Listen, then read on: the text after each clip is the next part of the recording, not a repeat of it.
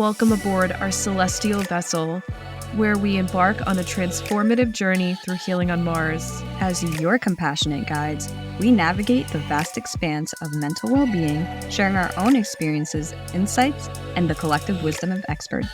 Together, we explore the cosmos of emotions, destigmatize mental health, and cultivate a sense of connection among fellow space travelers. Prepare to launch into a universe of healing, growth, and self-discovery like never before. Hello, fellow space travelers.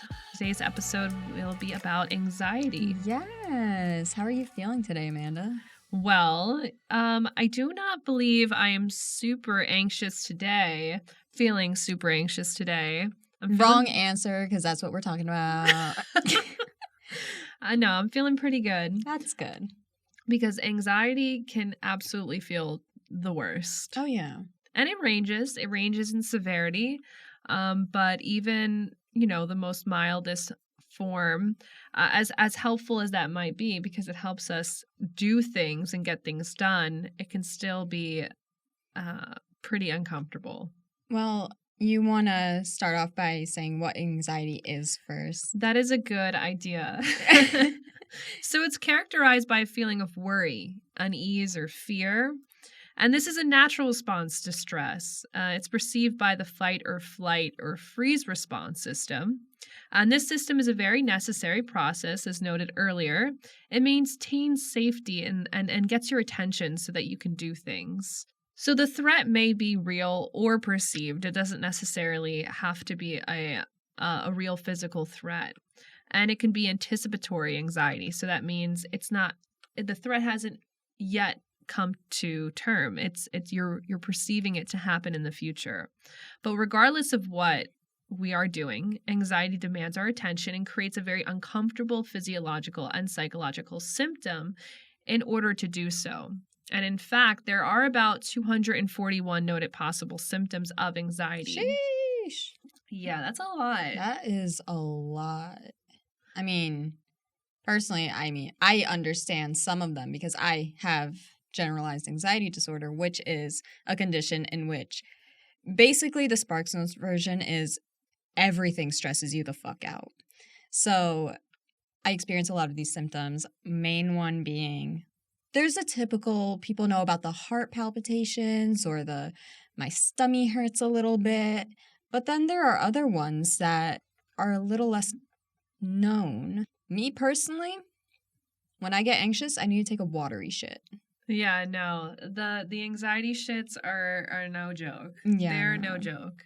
And it makes a lot of sense because we have a lot of neurotransmitters in our gut that sends signals to the brain. So yes, our second brain. Yes, but we'll get into that a little bit in later. But back to these symptoms. No two people are alike. So that means some individuals might only experience physiological symptoms, whereas others might only experience emotional or psychological symptoms. And then some people feel both. And it also can depend on the type of anxiety that you are experiencing, which impacts the type of symptom. So, and the thing is, anxiety changes the way that we think. It alters our hormone levels. It changes our perception and awareness of how we process information. So it can do a lot to us. Yeah, I know we were talking about, or you mentioned different types of anxiety. There are several. There's, like I mentioned before, generalized anxiety disorder where you're in a constant fear of worrying. This can happen to anybody at any age. It's very common. I believe it's the most common anxiety disorder in the United States. There are other ones like panic disorder where you have constant panic attacks. It's very similar. Well, first, let me say panic attacks. It's described as like you're going to have a heart attack. It's very sudden. It can happen at any time. You feel like your heart's going to beat out your chest. You can't breathe. And then there's the anxiety attacks, which is similar to a panic attack, except anxiety attacks are triggered by something where panic attacks are more random. Yeah, they don't necessarily need to have any kind of trigger, and they're reoccurring for no apparent reason. And even though they have a lot of physiological symptoms, they may also just have Yeah. psychological, as noted earlier. Everyone is different and experiences different symptoms, but yeah, panic disorders are not triggered necessarily by anything in particular. Which And is then, very scary.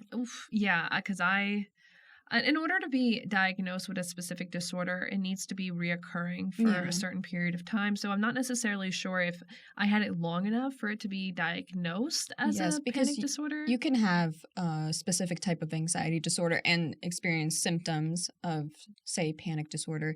But yeah, you have to, I don't know if it's 12 months or. Yeah, typically a lot of the disorders in the DSM-5 usually say Yeah. it has to be reoccurring for at least a year, depending on the type of disorder. But I'm not sure particularly for this one, but I experienced panic disorder, at least panic attacks, on a regular basis without any trigger necessarily, Mm-hmm. for a period of about, I'd say, 6 months.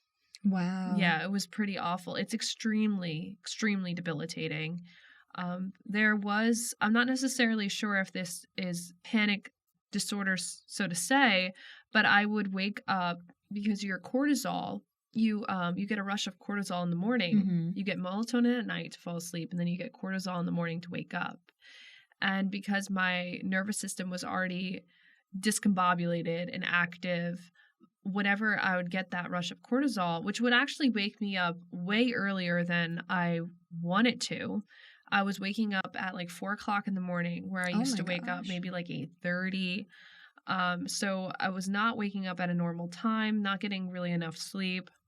And then I would wake up to this pending doom, this Mm. feeling of helplessness, of doom, just thinking Uncertainty. really quickly of like my thoughts were racing, Yeah. my heart was beating, my chest was pounding, and I would just dry heave. And in this cycle of feeling like you're going to lose your mind, sweating, heart racing, all of those symptoms. I mean, not all of them, obviously. I wasn't having 240 something symptoms, but I was experiencing a lot of physiological and psychological symptoms, and this would go on for about 5 hours every morning.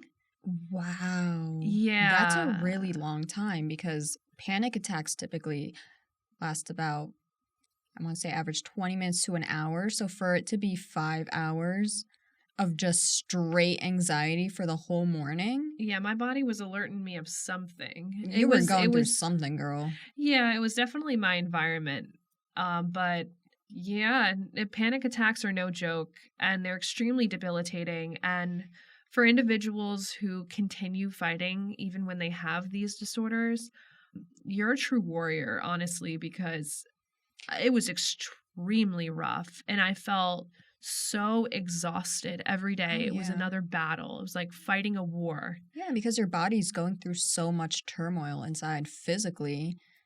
Mm-hmm. Absolutely. It was no joke. And then that can, get worse as you fear the anxiety coming back, which exasperates the anxiety. And then it's a cycle. Mm-hmm. So you're doing things that exasperate the anxiety, such as maybe not going certain places or doing certain things that might trigger it. That's like agoraphobia.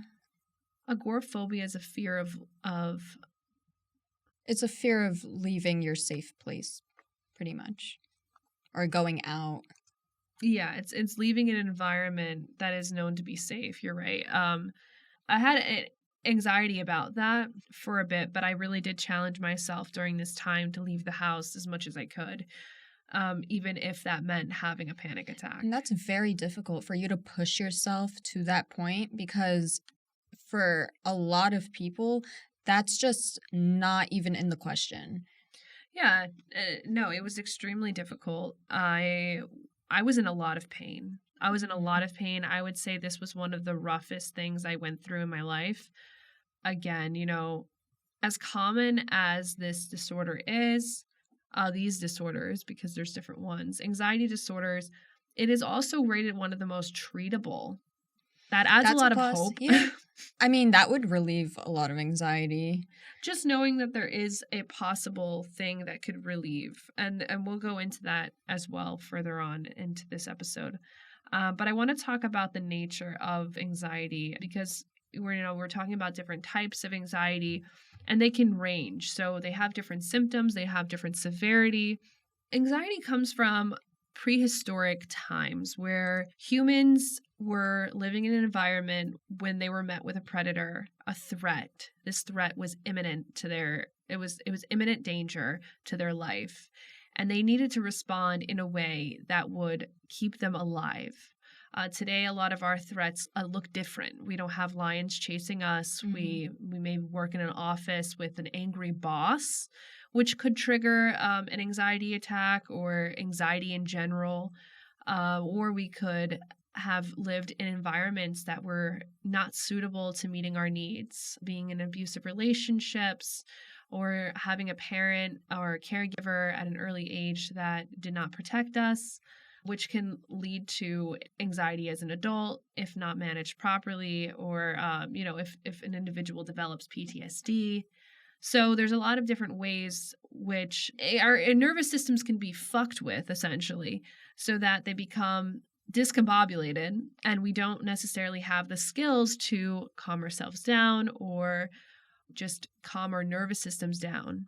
Especially now in this day and age where we have the word for it and we call it anxiety. Back then, that wasn't considered anxiety because for us now, a lot of our anxiety is driven by this idea of uncertainty, which is we live in an environment that's called delay return. And it pretty much means, yeah, like I said, you don't know what's going to happen.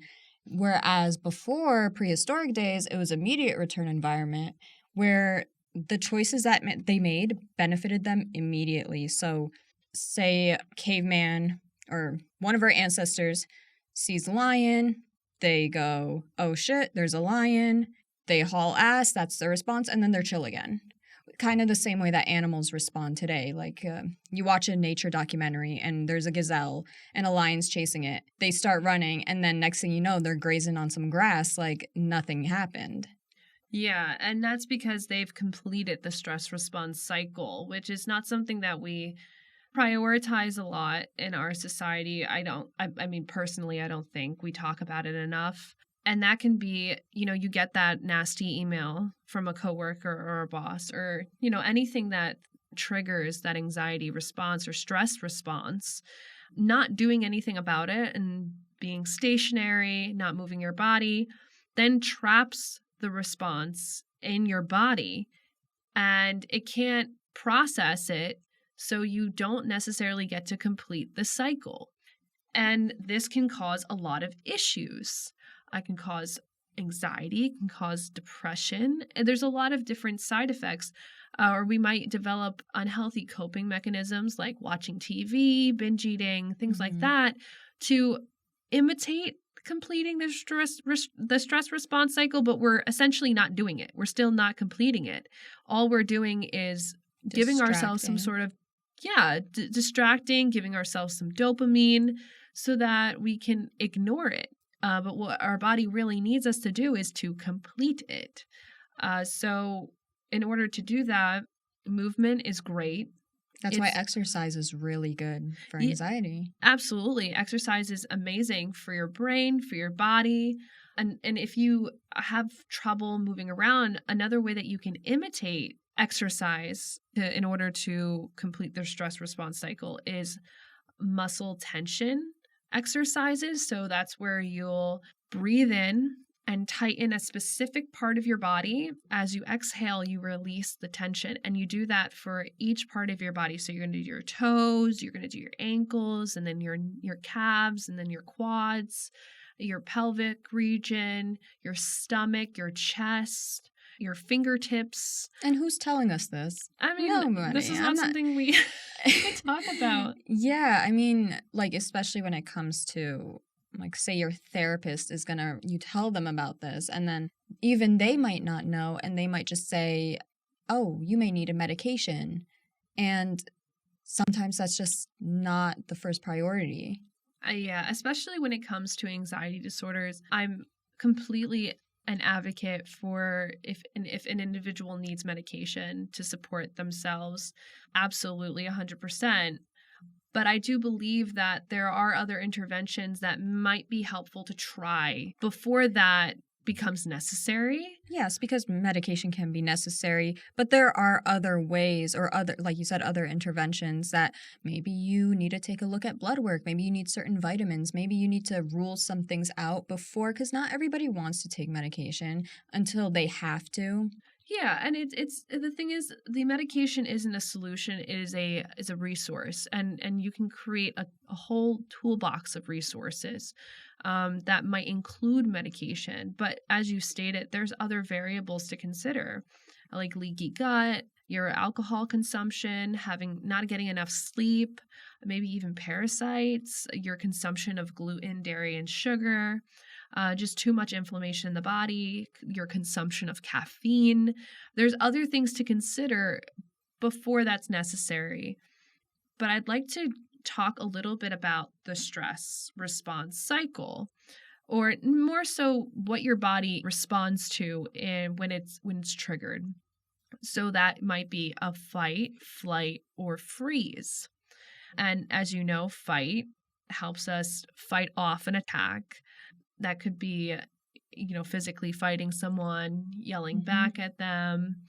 And then there's fleeing, which is running away, avoiding, getting away from the thing that is triggering you. But a really important one to discuss is the freeze response. And I'm glad that you're bringing this up, because when people mention this, we usually say fight or flight when there are really technically 4, but we'll get into that. Yeah, absolutely. Because there's fawn. Fawn is another response. And your body doesn't choose which one it wants to do in that moment. It's just your natural reaction. And that's based off of your childhood, your past experiences. It's not in your control. Yeah, your body learns, especially if you've experienced maybe even a trauma in the past, and your body learned to respond to it in one particular way.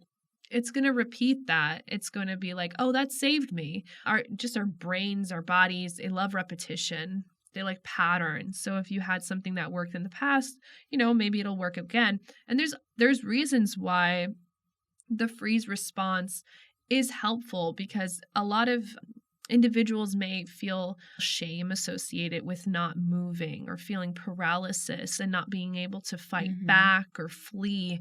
Thinking I could have done something. Yeah, absolutely. And, there is that point where we don't get to choose, but then there's also the point of, their body was doing the best that it could in that moment to help us, even though we may feel like our body was betraying us. And some of the reasons why people freeze when something is too terrifying or escaping seems impossible is because it gives the body time to respond to the threat.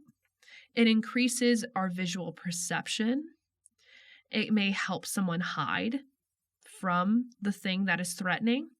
And it also reduces the impact of the event. So an individual may dissociate so that they don't have to experience the very triggering, very fear-inducing situation. Like it numbs them.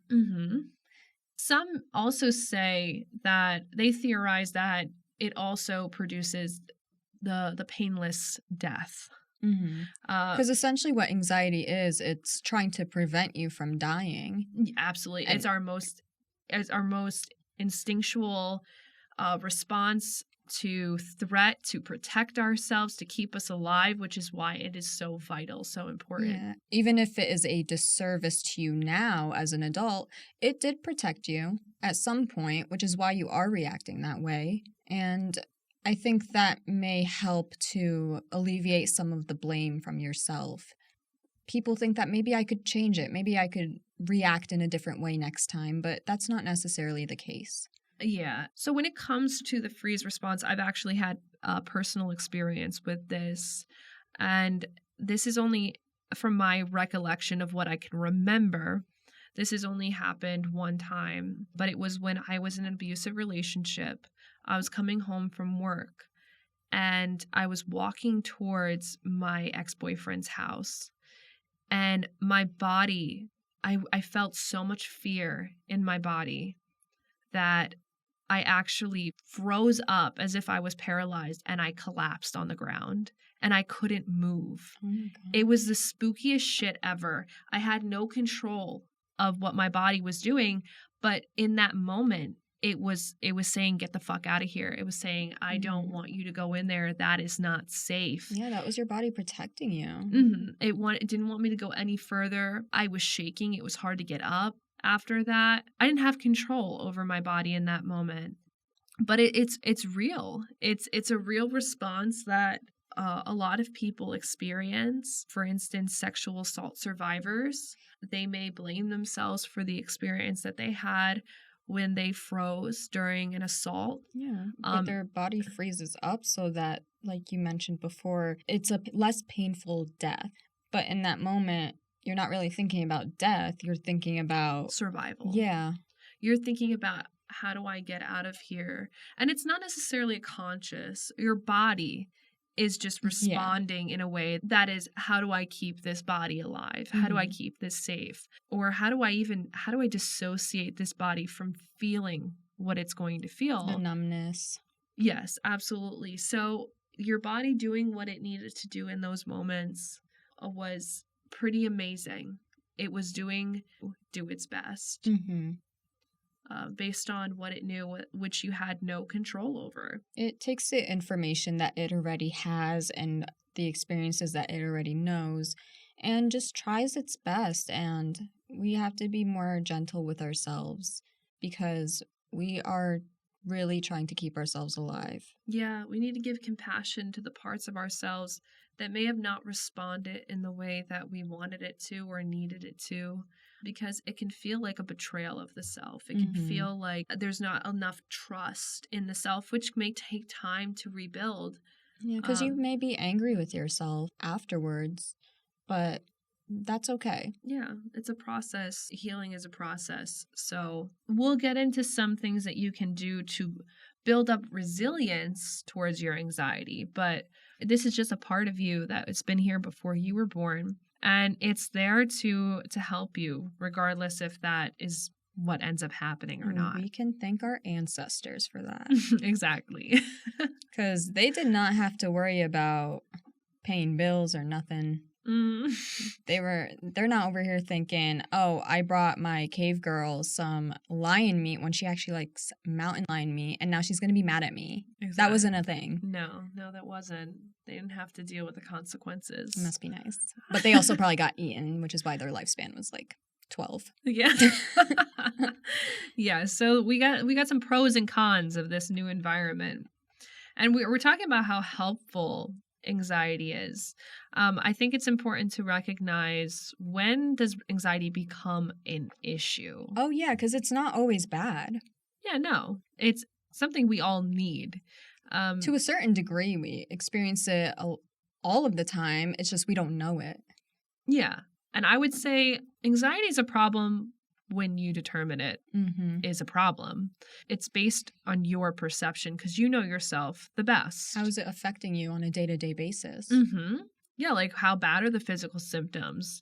Maybe avoidance behavior, persistent worrying and fear or distress about the anxiety, worrying about worries.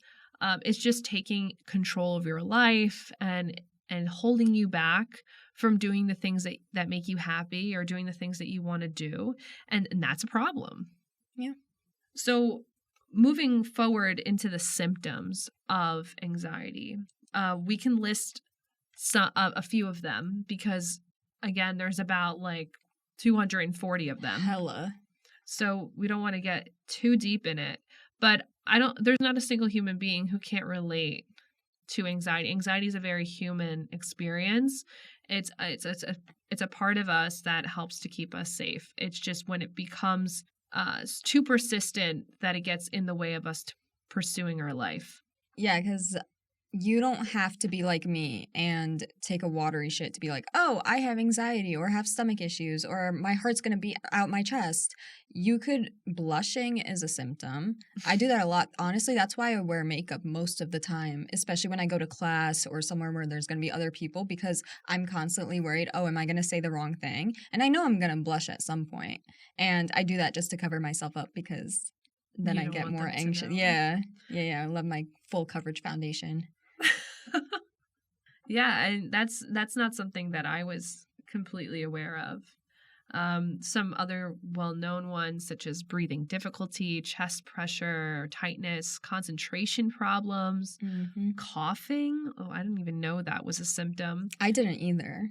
Yeah, it's. I'm trying to think back. Did I ever do that? I But don't think I've ever coughed when I was I'm anxious. thinking maybe during an Feeling anxiety anxious? attack or a panic attack.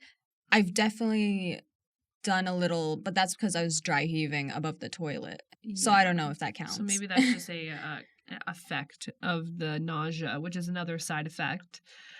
Digestion issues, rumination, irritability and anger, feelings of fear. I mean, I think that's kind of a no shit. That's kind of the point. Yeah, like low energy, sweating. There's just so many. And there's different types of symptoms in general. Like this can be broken down into different categories of symptoms. Oh yeah. And we could talk about any one of these for hours. Oh yeah, I think I have about 20 listed here, like blood and circulatory systems, fear-based symptoms, thoughts, cognitive function, emotional symptoms. Like there's so many different types that are associated with anxiety disorders. Which does sound very overwhelming with all these symptoms and different types and all these categories of all these things. But you also have to remember each person is an individual with all their little concoction of what makes their anxiety theirs. So it's not like you're going to experience all of it. Just saying this to alleviate your anxiety in case you're. And if you're curious, I mean, you can always Google this and look it up and see maybe how does this relate to me? I know there's screenings. One popular one is the Oasis screening. That might be helpful so that you can just quickly assess. And it's not to determine if you have a disorder, but maybe just to see how prevalent this is for you, and maybe to get an understanding.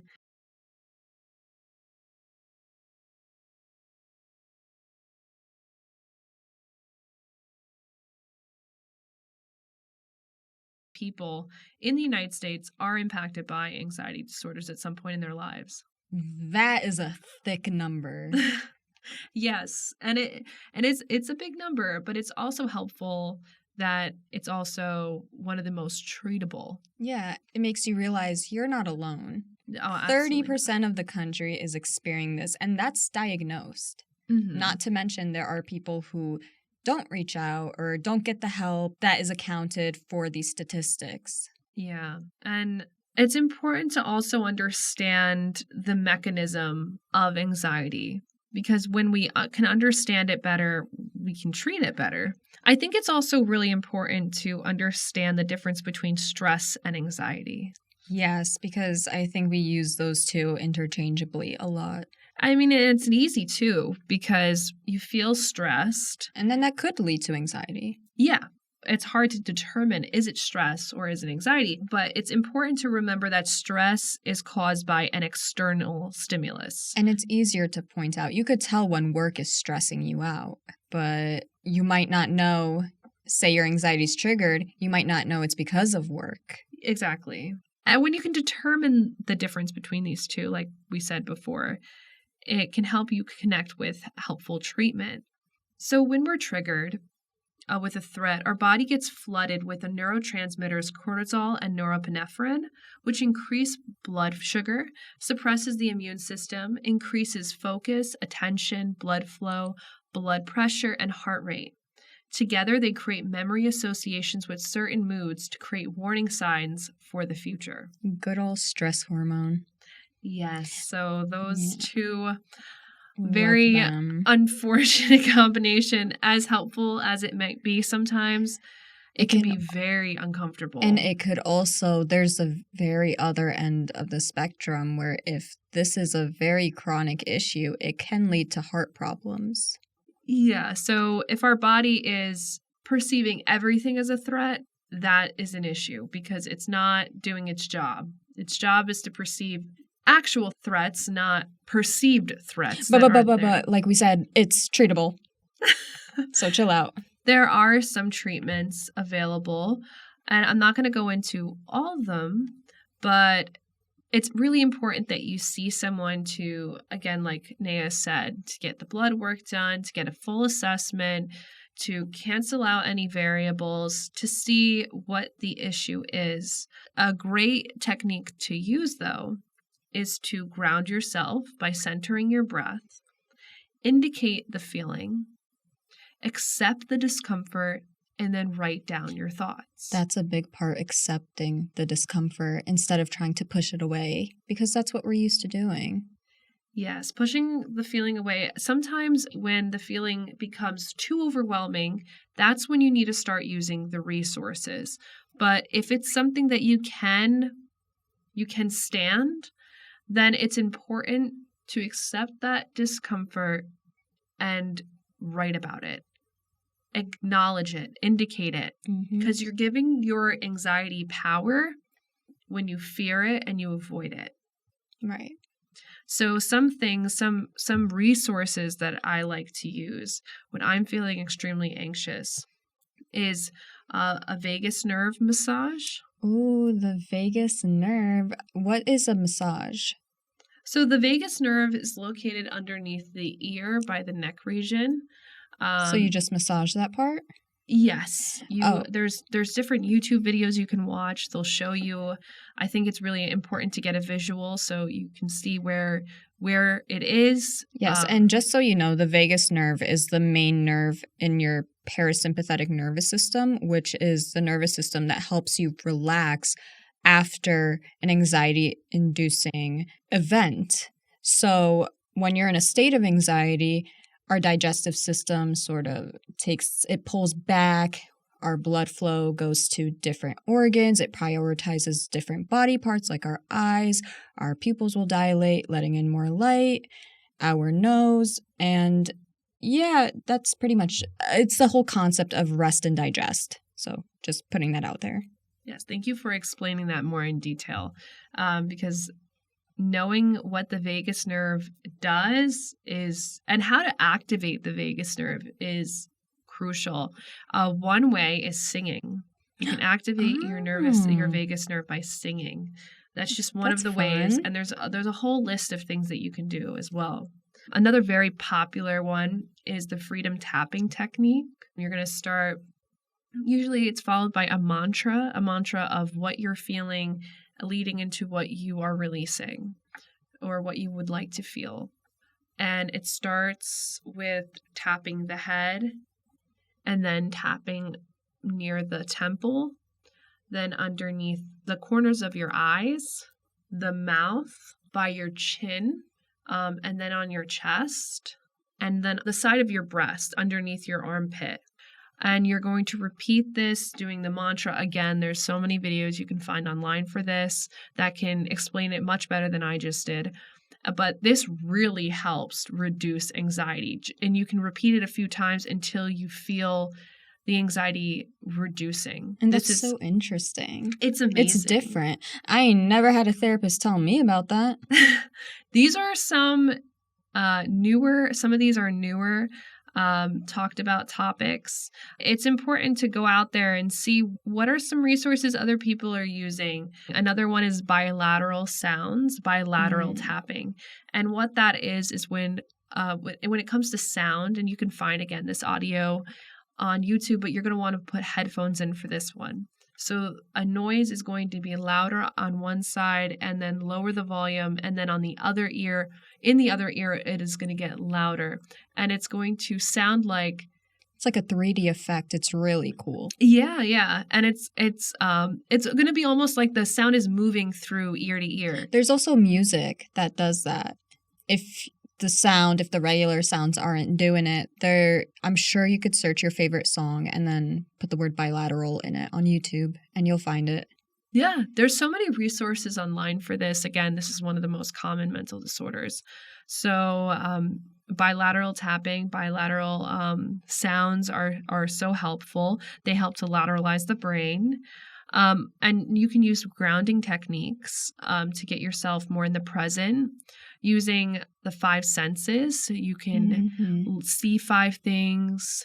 You can touch 4 things. You can smell 3. It starts getting one harder thing. at the end. Yeah, pretty Yeah. much. Smell one thing. You could taste 2 things. But the whole point is to try to go out of your way to find something, and it's just to bring you back to the present. It's a form of meditation, I would say. I'm not. It's not meditation. It's just a form of mindfulness. That's yes, the word. Yes. Yeah. It is mindfulness. It is bringing you into the present. And I bring aromatherapy with me sometimes. I bring like certain stones with me. I can feel how they feel in my hand. What's it called? Fidget toys. Yeah, fidget toys are nice. We both have our bubble wrap fidget toys. Those are great. I don't know if it's just because I have ADHD or I don't know, but I love those. So these are some helpful things. And again, if that's just not cutting it, benzodiazepines are great to use for short periods of time. You want to make sure that you're not really using it more than 3 months. It's not. Yeah. It can a lot of individuals. It can be habit inducing. It can be dependent. You want to say addicted so bad. But I'm not trying to say it. It can be addictive. So another option is SSRI, selective serotonin reuptake inhibitors. It's used for anxiety and depression. There's selective dopamine inhibitor. What's the last? Hold on, wait. I need to think. SSRI, selective dopamine reuptake inhibitors. Good old Wellbutrin. Love that shit. So yeah, unfortunately, there's not a perfect system to determine how these medications will impact you. So that's something you want to talk to your provider about. Yes. But a lot of these can be a very helpful resource to use on top of the other things that we've listed. Yes, because medication can only help you so much. It's what you do besides that. What other things are you doing to help yourself? Because it's not going to cure you. It's not going to make you feel immediately better. It's not going to make your anxiety go away. You still have to do the work. It's just a tool. It's a resource to help you along the way to make your journey easier. Yeah, absolutely. And for crisis mode, some really good things to keep in mind is to have a safety plan. Mm-hmm. Have a list of people that you can contact if things get really rough, just so you know you have a way out. Specifically for social anxiety, if you know that you want to go to an event, but you're really anxious about going to it, before you go, plan an escape route. How am I going to get out of this situation if I start having a panic attack or things start getting really rough for me? How am I going to keep myself safe and feel okay? By creating this system, you're promoting socialization. You're promoting yourself getting out of the house. You're promoting actually risking something and potentially reducing the anxiety. Yeah, and it gets easier over time as you keep practicing these things. Yeah, it can be hard at first. The thing about anxiety is when we're triggered, our brain goes offline for about 7 seconds. The reptilian brain is activated first. That controls your blood flow, your heart rate, body temperature, things like that. So you're going to feel the physiological symptoms first, and then the emotional symptoms on top of that, if you even feel the psychological symptoms to begin with. But typically that's how the order goes. Yeah, that's the order of things. And then in order to get that cerebral cortex online, meditation helps you get it online faster. So then you can start instilling some of these resources to help reduce the anxiety and regulate your nervous system. And it's also perfect if you are an overthinker, because one thought can lead to another, and then another, and then a rabbit hole, and then another rabbit hole. And it just helps you stay grounded. And then eventually, as you do these practices, you'll come out of it and you'll be like, oh, that was fine. Yeah, because the rumination can be very detrimental, but being able to acknowledge that you're ruminating can help you use things such as distractions, or maybe even having a rule. I'm going to only allow myself to ruminate for about 2 minutes, and then I'm going to stop. That's a good one. So, I mean, I used it when, I was going through a really rough time. These things, not to say they're going to work for everyone, but they might work for you. In times of crisis, some distress tolerance techniques to use include getting a bowl of ice, water, and dunking your head in it. Mm-hmm. This will decrease your heart rate, your body temperature. It might be uncomfortable at first, but this really helps to reduce the panic. Yeah, another form of that is taking a cold shower if you're unable to do that, or a cold bath. Yeah, like those things are helpful. And then you can also do fast-paced exercises, so intense cardio for maybe like 10 minutes at a time. See how you feel. If it's not working, maybe do it again. Repeat these steps over and over. And as we noted earlier, paced breathing. It's a misconception that when we're trying to reduce our heart rate, when we're in a panic mode, that we should take a deep breath. That's not necessarily true. You're going to want to take a breath, a normal breath, but you're going to take it for a little longer than you normally would. And you're going to hold it, and then you're going to exhale longer than the inhale. So whatever is comfortable for you. Maybe you can only inhale for maybe 3 or 4 seconds. You're going to want to maybe hold it for about 2 and then exhale a little bit longer than the inhale. So maybe if you breathed in for 4, you're going to breathe out for 6. And if you're a visual person and things like that doesn't really work for you, you can also turn it visual by thinking you inhale a color. Say you think about inhaling the color blue and then exhaling red.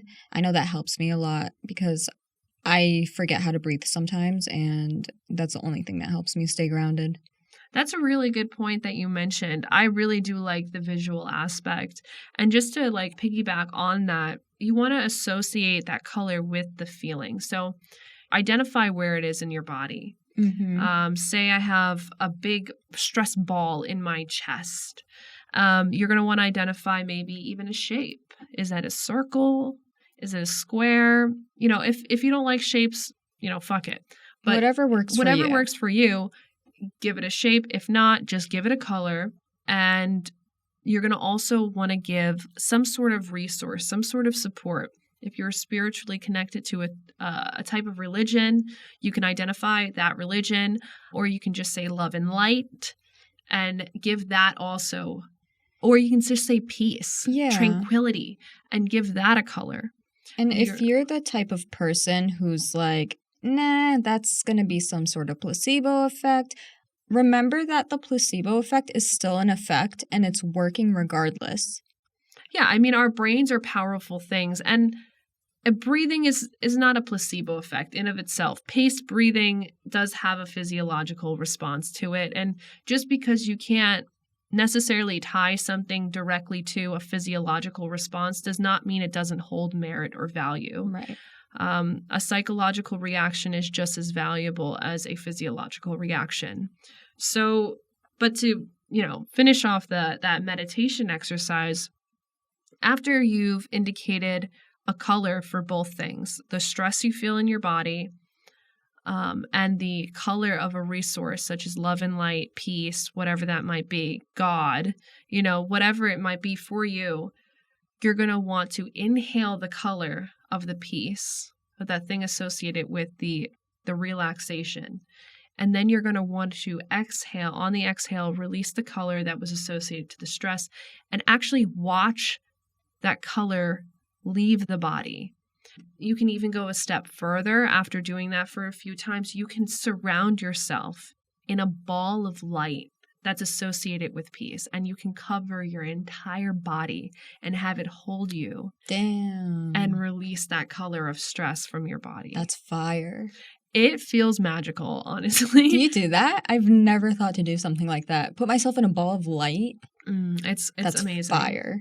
And it might be helpful to do these things when you're not feeling anxious, just so that you can get a hang of doing it. Get into the groove of things. Yeah, it's harder to, if these are new techniques that you haven't used before, it can be harder to do them, even if they sound simple, in times of crisis, in times of stress. Yeah, it's also hard to remember things when you're in times of stress. Like, for me, I forget to take the medication that I'm supposed to take when I'm having like an anxiety attack or something. And so I'll resort to something that's more comfy to do, like the breathing exercise, because that's the one that I remember because I was practicing it when I wasn't anxious.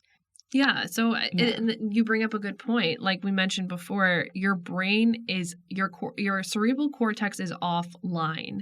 So it's going to be very difficult to think straight, to remember things, to act. And when these things become habitual or almost muscle memory, or you've got them down pat, it's going to be easier to incorporate them when you need them the most. So, this episode, we talked about some good stuff, some relatable stuff, but I want to close it out with some affirmations that you can repeat after us. And I'll just leave it at that. Each deep breath I take brings me closer to a state of calmness.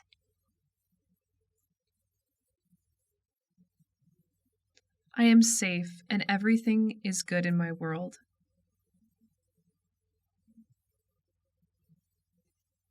I am resilient and I can bounce back from anxious moments.